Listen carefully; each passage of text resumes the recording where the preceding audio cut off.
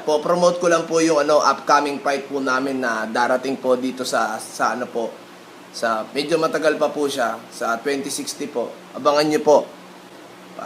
Pinaghahandaan ko lang po siya laban namin ngayon.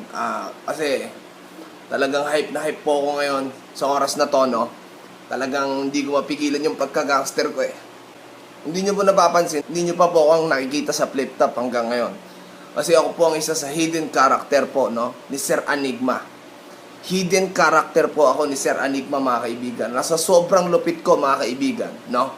Eh gusto niya na lang akong itago habang buhay. He wanna stay me hidden all the time. But I don't want that shit, man. I'm the main. You know what I'm talking about, daw?